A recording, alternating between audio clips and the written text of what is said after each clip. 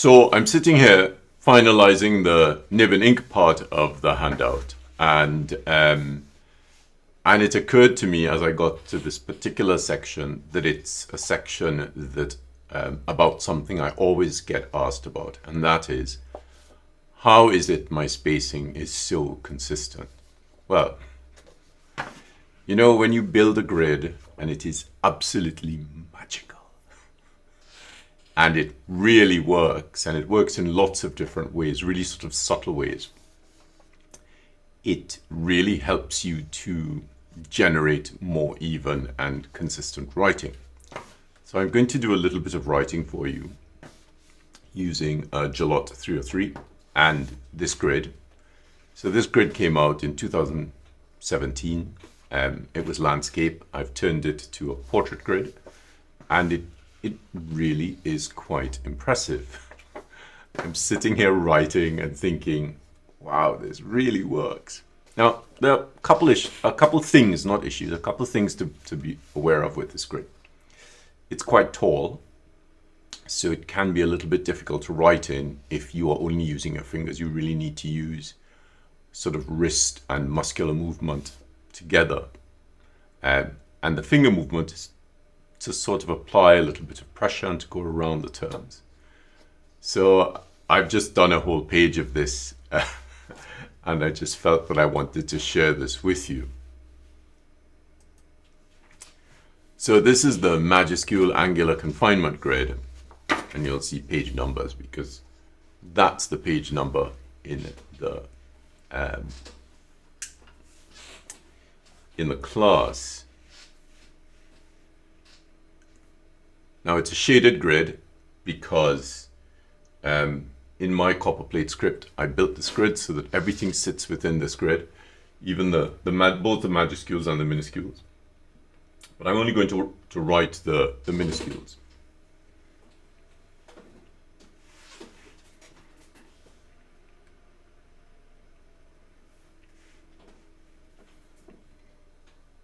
Mark off. So there's your baseline and your waistline. And I write at 1 to 1 to 1, so that is my x height and that is my ascender and descender. My cap height is the same height as the ascender.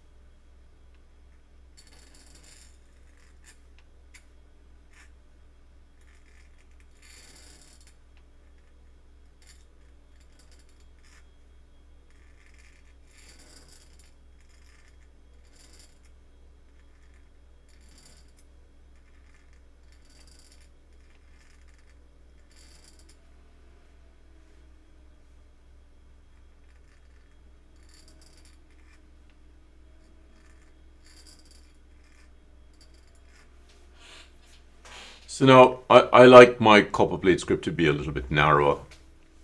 Let's zoom out a little bit. So one of the other things I do with this grid is when students are really struggling with such a tall x height, I get them to drop down. So instead of doing 3 parallelograms, they do 2.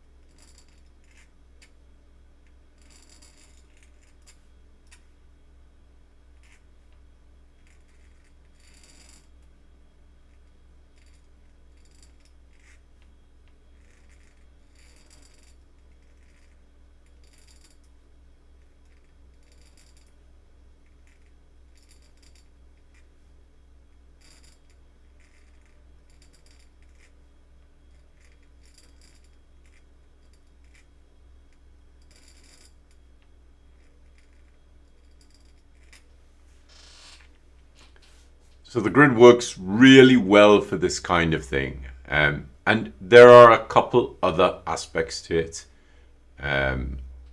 which I will just show you one or two more things. So for the majuscules, so I worked out that the grid, you really need a bounding box of 8 by 6 parallelograms. So if you're doing a C, it sits inside of the box like so. Now lots of people struggle with the letter D. If you're doing a D, you start here.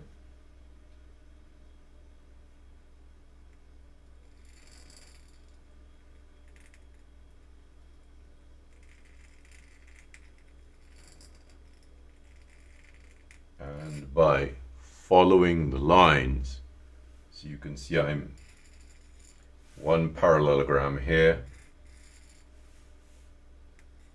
and this really sort of helps to pull the letter together. So it works really well for the majuscules as well as it does for the minuscules. And of course, if you decide to write some text, now it's slightly more difficult with text, and you would have probably noticed I skipped the space between the B and the C because that's one of the tricky ones. If you're writing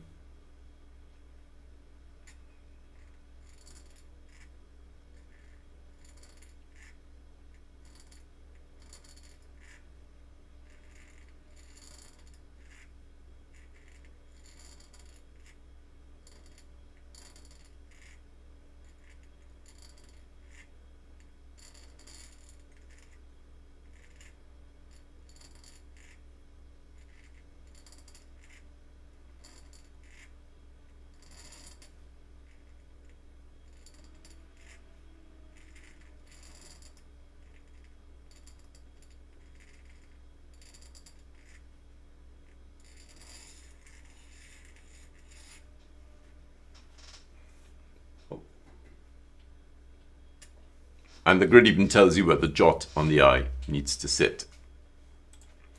So this is one of the absolutely most basic things that the grid does.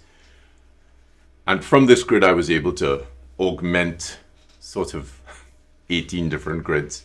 They all do different things. And as I'm going through them and finalizing the handout, I was just like, oh, this is really fun. Let me show it to you guys. So the Copperplate Script workshop is this weekend on Zoom. And you can find the link go to my bio and go to the tap link, and you'll find the link for the Copperplate Script workshop this weekend. And you will also find a link for a Copperplate Script hybrid workshop in Phoenix in June. So the difference between these two workshops. Some people have asked this. They're both on Zoom. The workshop this weekend, it's me sitting with you and teaching you and fielding your questions and that kind of thing. So it's 12 hours of really intense teaching. The workshop in Phoenix is going to be slightly different, obviously, because it's a hybrid workshop.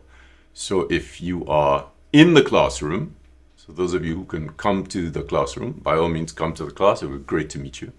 For those of you who are attending via Zoom, there will be some instances of me not being in front of the screen, but you will hear me around in the classroom as I am walking around and helping students. This is why the Zoom class for the Phoenix workshop is less expensive, because you don't have as much dedicated time with me, because my focus is really working with the students who are physically there. I will answer some questions on Zoom in the Phoenix class, but because I will be walking around, there are going to be periods where I'm not actually in front of the computer.